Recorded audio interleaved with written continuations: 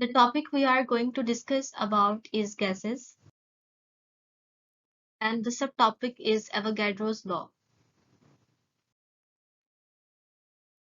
Avogadro's law is stated as equal volumes of all ideal gases at the same temperature and pressure contain equal number of molecules. So Avogadro's law particularly ideal gases के साथ deal करता है.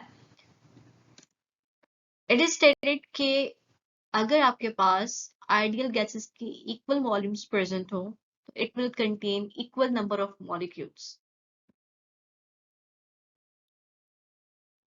Let's see its detail. 1 mole of an ideal gas at 273.16 Kelvin and 1 atm pressure has a volume of about 22.414 decimeter cube. अगर आपके पास किसी भी ideal gas का 1 मोल हो at 273.16 Kelvin, तो जो उसका वॉल्यूम होगा that would be 22.414 decimeter cube.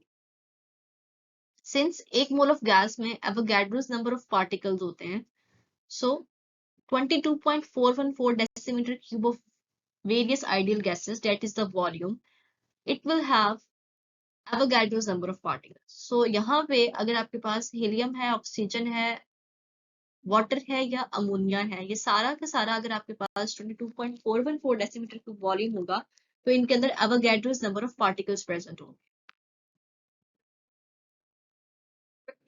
The volume varies with temperature. When temperature or pressure are equally changed for gases, then new volumes will be 1 decimeter cube will contain 2.68 into 10 raised to power 22 particles.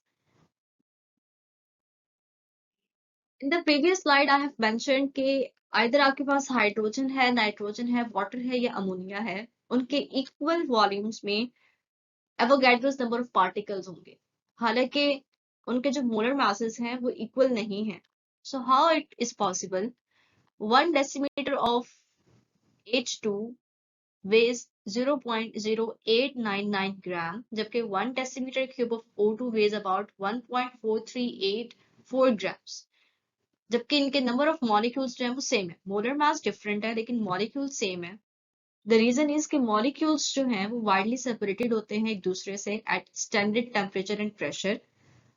Her molecule दूसरे molecule से 300 times far होता है at STP. तो जिसकी वजह से it doesn't matter कि उस गैस का molar volume ज़्यादा है या कम है. अगर दोनों gases के volume equal हैं तो उनमें equal number of particles present.